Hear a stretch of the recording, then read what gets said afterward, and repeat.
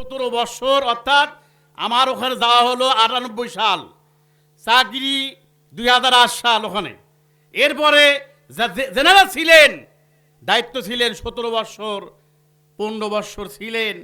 ইনশাল্লাহ ভয় ছাড়া আল্লাহ পাক ওখানে রাখছেন, আজও আছি, কোনো ভয় করা যাবে। ভয় কাকে করবেন? আল্লাহকে ভয় করতে হবে, দুনিয়ার কোনো শক্তিকে ভয় করা যাবে।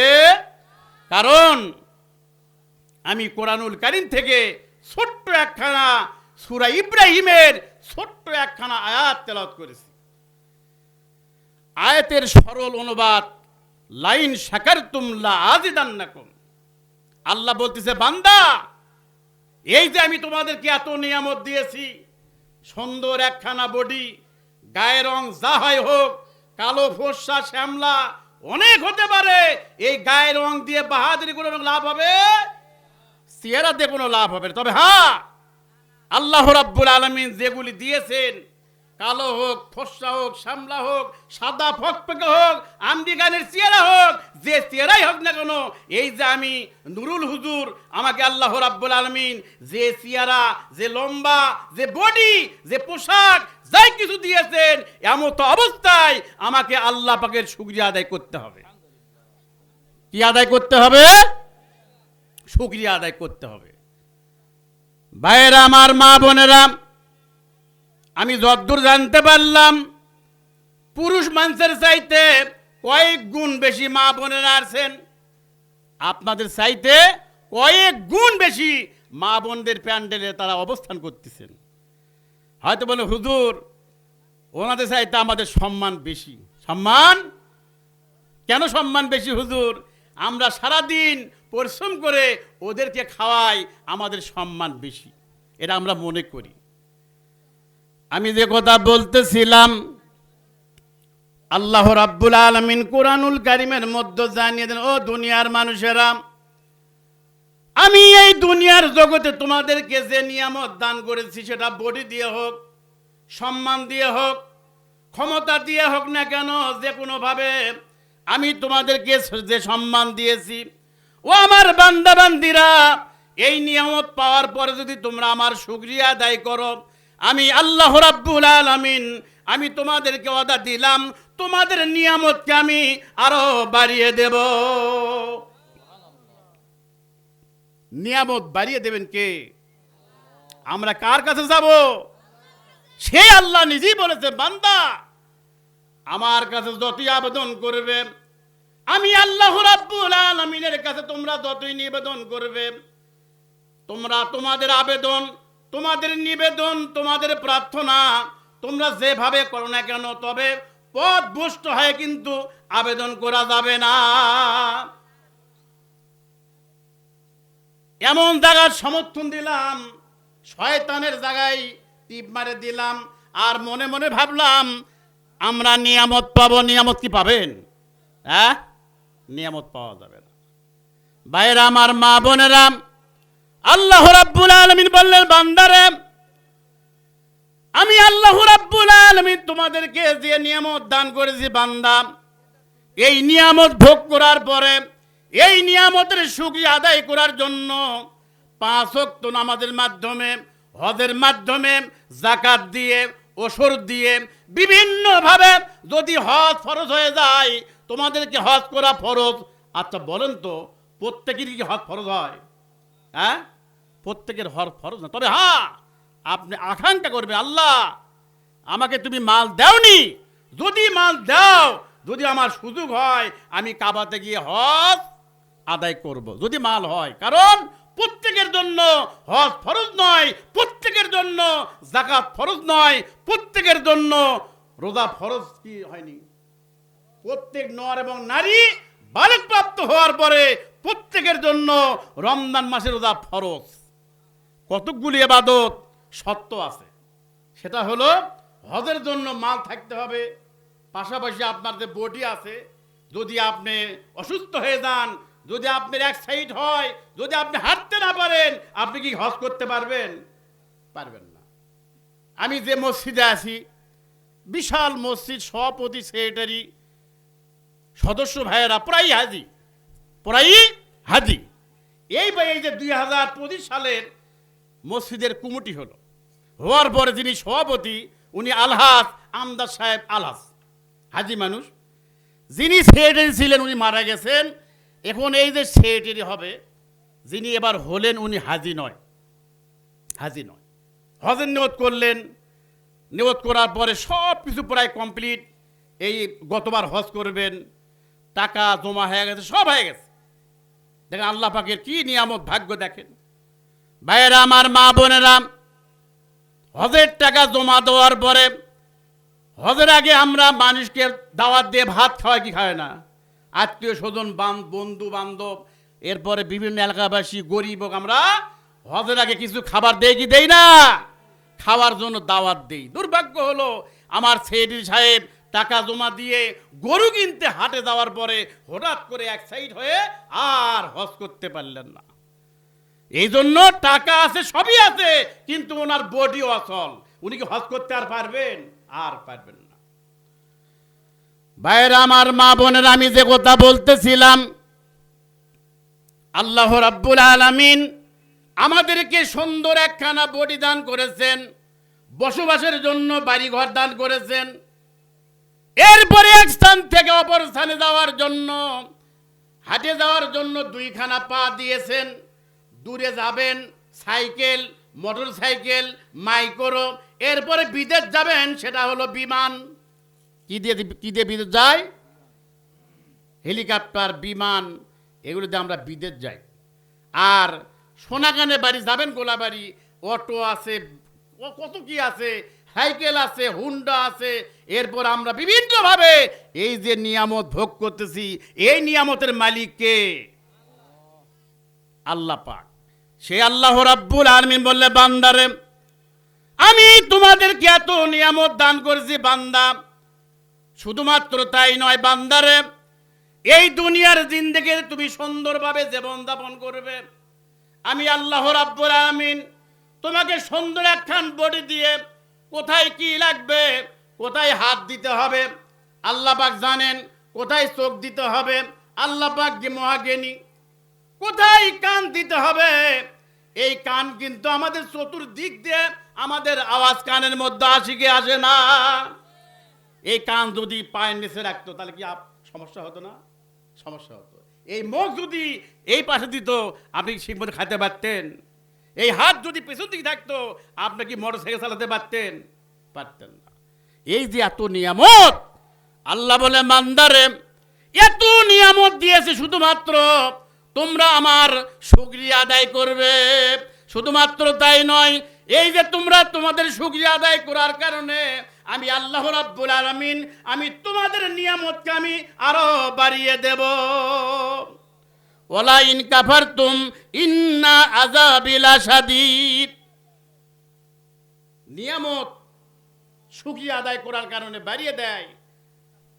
পরবর্তী আয়াতে আল্লাহ বলেন, বান্দারে ও আমার বান্দা বান্দিরা, এত নিয়ামত দেওয়ার পরে যারা আমি আল্লাহ রাব্বুল আলামিনের দ্বারা শুকরিয়া আদায় করবে না, আমি আল্লাহ পাক আবার এটাও ওয়াদা দিয়েছি, এত নিয়ামত পাওয়ার পরে যারা আমি আল্লাহ রাব্বুল আলামিনের নিয়ামতের শুকরিয়া আদায় করবে না, আমি ওদের কাছ থেকে আমি আল্লাহ আমি আমার নিয়ামতকে ছিনিয়ে নেব। যদি আমরা সঠিকভাবে আল্লাহ পাকের নিয়ামতের শুকরিয়া আদায় করতে না পারি, আল্লাহ বলে বান্দারে তোমরা টের পাবা না, টের পাতেও পারো, কারণ তোমাদের কাছ থেকে যখন সম্মান ছিনিয়ে নেব, তোমার কাছ থেকে যখন আমি আমার মাল ছিনিয়ে নেব, তোমার কাছে যেগুলি ভালো ভালো নিয়ামত ছিল আমি আস্তে আস্তে তোমার কাছ থেকে আমি সেগুলি ছিনিয়ে নেব। এটা কার ওয়াদা? এটা আল্লাহ পাক ওয়াদা দিয়েছেন বান্দারে। এই দুনিয়ার জগতে সামান্য সময়ের জন্য আমি তোমাদেরকে পাঠিয়ে দিয়েছি বান্দারে। এই সামান্য সময় এত নিয়ামত দেওয়ার পরে যদি তোমরা আমার শুকরিয়া আদায় করতে পারো, আরো নিয়ামত বাড়িয়ে দেব। আর যদি তোমরা আমার শুকরিয়া আদায় না করতে পারো, আমি আল্লাহ পাক তোমাদের কাছ থেকে আমার নিয়ামতকে ছিনিয়ে নেব। একটি ঘটনা দেখেন, একটি হেকায়েত। আল্লাহ নবী মুসা সাল্লাম আল্লাহ পাকের সঙ্গে ডাইরেক্ট কথাবার্তা বলতেন। তুর পাহাড়ে গিয়ে বিভিন্নভাবে বিভিন্ন আদান প্রদান করতেন, আলোচনা করতেন। কোন এক সময় আল্লাহর নবী মুসা সাল্লাম বিকাল বেলা আল্লাহ পাকের সঙ্গে কথাবার্তা বলার জন্য তুর পাহাড়ে যাচ্ছিলেন। এমন এক সময় রাস্তার মধ্যে একজন ধনাঢ্য ব্যক্তি, এত সম্পদশালী, এত সম্পদ আল্লাহ পাক দান করেছেন, খালি সম্পদ আর সম্পদ, এবং এই সম্পদ এত নিয়ামত দিয়ে দেওয়ার পরেও ওই ব্যক্তি সবসময় আল্লাহর জিকির, কালেমার জিকির, সবসময় অন্তর জিকির, বাইরে জিকির, খালি জিকির আর জিকির, এবং যেগুলি আল্লাহ পাকের আদেশ সেগুলি মানে আর মানে আর মানে। আর আমরা যদি একটু সম্পদ বেশি হয়, ভাব আলাদা হয় কি হয় না? দেখবেন যদি মেম্বার যদি চেয়ারম্যান হয়, আর ভাবই আলাদা নাকি? এটা আমার আগে দিনে ওয়াজ করে গেলেন। এরপরে যদি কোনো চেয়ারম্যান যদি উপজেলা চেয়ারম্যান হয়, একেবারে আলাদা কারবার, কারণ ওর জন্য আলাদা মাইক করে আছে। উপজেলা চেয়ারম্যানের জন্য একটা আলাদা আলাদা সরকারি গাড়ি আছে, ড্রাইভার আছে, তেল ফ্রি, ভাবি আলাদা। এরপর যদি কোনো উপজেলা চেয়ারম্যান এমপি হয়, তখন একবার ডাইরেক্ট ঢাকাতে গিয়ে বাসা বাড়ি সব আলাদা ফ্রি। এগুলি আমি নিষেধ করতেছি না যে এগুলো পাওয়া যাবে না, নেওয়া যাবে না, এগুলি নিতে হবে। কিন্তু এগুলি নিবি কারা? যারা হলো ইমানদার, যারা হলো পরহেজগার, যারা হলো সৎ ব্যক্তি। কাকে দিতে হবে এগুলো? কাকে দিতে হবে? আমরা দেই কাক যার একবার মুখ বড় বড় মুখ, দাড়ি ক্লিন শেভ, ঠিক কিনা? মনে কিছু নেবেন না, কোনো ভাই না। আমি তো আগেই বলছি, 17 বছর বাইরে ছিলাম, যদিও 3টা কেসের মালিক ছিলাম। 3টা কেস বোঝেন আপনারা? 3টা কেস, তাও এমপি কর্তৃক কেস। আওয়ামী লীগের ডাইরেক্ট এমপি, আমি একটা ছোট মানুষ, হাই স্কুলের মাস্টার, তার নামে 3টা কেস। কোনো সমস্যা ইনশাল্লাহ হয়নি, কারণ আমার টার্গেট ছিল আমি কোনো অন্যায় করিনি। আমি শুধুমাত্র একটা সামান্য একটা দল করি, সে দলটা হলো কার দল? হিজবুল্লাহ। কার দল? শয়তানের দল নয়, হিজবুল্লাহর দল। এখানে মন খারাপ করে কোনো লাভ নাই, কারণ এখানে আছে কিছু কিছু আছে। দোয়া করি আল্লাহ পাক যেন ওদেরকে হেদায়েত দিয়ে হিজবুল্লাহর দলে এনে আল্লাহ ওদেরকে তুমি হেদায়েত দিয়ে আল্লাহ তোমার দ্বীনের পথকে, দ্বীনের হুকুমকে, তোমার কোরআনকে আমাদের এই বাংলাদেশে আল্লাহ তুমি কায়েম করার আমাদের দ্বারা তৌফিক দান করে দেন। বলেন আল্লাহুম্মা আমিন। আপনারা খুশি না বেদার? তাহলে আসতে বলেন খুশি না বেদার? আমাদের খুশি হতে হবে, কারণ এত নিয়ামত এগুলো কার? আল্লাহর। সে আল্লাহ বলছেন যত আমার শুকরিয়া আদায় করবে আমি বাড়িয়ে দেব, আর যদি শুকরিয়া আদায় না করো আমি আমার নিয়ামতকে আমি ছিনিয়ে নেব। আমি সেই ঘটনাই বলতেছি। ভাইয়েরা আমার, মা বোনেরা, আল্লাহ নবী মুসা সাল্লাম তুর পাহাড়ে যাচ্ছিলেন। এমন সময় একজন ধনাঢ্য ব্যবসায়ী ব্যক্তি আল্লাহ নবী মুসা সাল্লামকে সালাম দিলেন। মুসা সাল্লামকে সালাম দিলেন। আমরা কি সালাম দেই? হ্যাঁ, বাড়িতে ওই অমুকের মাও, অমুক তমুক আমরা বলি। আসলে বাড়িতে গেলে, বাসায় গেলে সর্বপ্রথম একজন মুমিন দরজায় গিয়ে সালাম দিবে, গেটে গিয়ে সালাম দিবে। বাইরে গেলে যারা মুরব্বী, যারা ছেলে চিনেন আর না চেনেন, সবাইকে কি দিতে হবে? আসসালামু কাবলাল কালাম। বাড়িতে গিয়ে বউকে ডাকার আগে আসসালামু কাবলাল কালাম, আগে সালাম দিবেন, তারপরে বলবেন অমুকের মা দরজা খোলো। নাকি কথা বোঝেননি? একেবারে ভাঙ্গা চুরো ওয়াজ নাকি? আচ্ছা, আমি যে কথা বলতেছিলাম, ওই ধনাঢ্য ব্যক্তি, মালদার ব্যক্তি মুসা সাল্লামকে সালাম দিয়ে বললেন, ইয়া রাসূল আল্লাহ, ও আল্লাহর নবী মুসা, তুমি কোথায় যাবা? আল্লাহ নবী মুসা সাল্লাম বললেন, হে আল্লাহর বান্দা, আমি আল্লাহ পাকের সঙ্গে ধর্মের কথাবার্তা বলার জন্য আমি আল্লাহর সঙ্গে দেখা করার জন্য যাচ্ছি। ওই ব্যক্তি বললেন, হে আল্লাহর নবী, আমি একেবারে পেরেশান, একেবারে খুবই আমি পেরেশান হয়ে গেছি। আল্লাহ নবী মুসা বললেন, কেন পেরেশান হয়ে গেছো?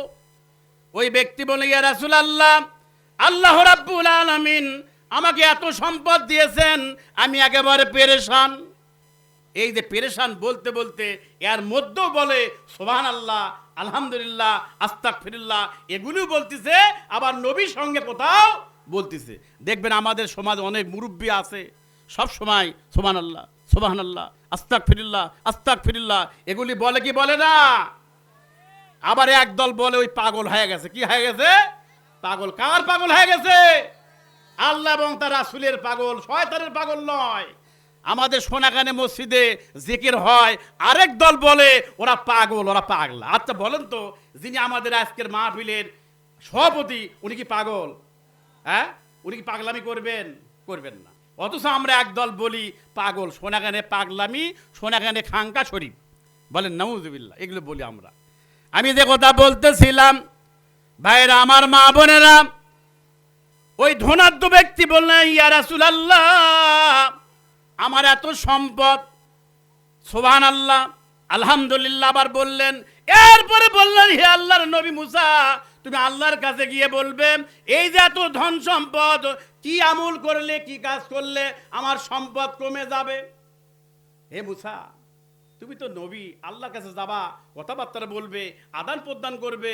হে মুসা, তুমি জেনে আসবে আল্লাহর কাছে কোন আমলের কারণে, কি কাজ করলে আমার সম্পদ কমে যাবে। আল্লাহ নবী মুসা সাল্লাম বললেন, হে আল্লাহর বান্দা, আমি অবশ্যই ইনশাআল্লাহ জেনে আসবো। এই যে ইনশাআল্লাহ, কি বললেন? ইনশাআল্লাহ, আমি অবশ্যই আপনার কথা আমি জেনে আসবো। ভাইরা আমার, মা বোনেরা, এরপরে আল্লাহ নবী মুসা সাল্লাম নবুয়তের কাজের জন্য সামনের দিকে গেলেন। রাস্তার মধ্যে একটা বট গাছ। কিসের গাছ? রাস্তার মধ্যে একটা বট গাছ। ওই বট গাছের নিচে একটা ছোট্ট একটা ঘর। ওই ঘরের মধ্য থেকে একজন মহিলা বের হয়ে আসলো।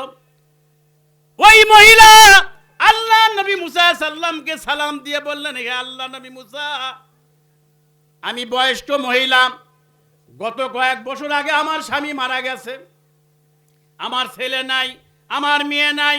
ইয়া রাসূলুল্লাহ, আমি অনাহারে অদ্যাহারে, যদি আমি দুপুর বেলা খাবার থাকে, রাতের বেলা খাবার থাকে না, রাতের বেলা যদি খাবার খাই, সকাল বেলা আমার খাওয়ার ব্যবস্থা হয় না, আমি কোনো মতে আমি জীবন যাপন করি। ইয়া রাসূলুল্লাহ, আমার জন্য কি কাজ করলে আমি সুখে থাকবো, শান্তি থাকবো, আমার সুখ হবে, আমার আরাম হবে? ইয়া রাসূলুল্লাহ, আল্লাহর পক্ষ থেকে তুমি একটু জেনে আসবা। মুসা সাল্লাম বললে, হে আল্লাহর বান্দি, ইনশাআল্লাহ আমি জেনে আসব। এরপরে মুসা সাল্লাম আবার সামনের দিকে গেলেন। যাওয়ার পর দেখতে পেলেন রাস্তার এক পাশে একজন কালো কুৎসিত, একেবারে বিকলাঙ্গ, প্রতিবন্ধী, হাত নাই, পা নাই, এর মাসে না, এই যে বিভিন্ন জায়গা দেখবেন, মহাস্থান গেলে দেখবেন কত রঙের মানুষ আল্লাহ পাক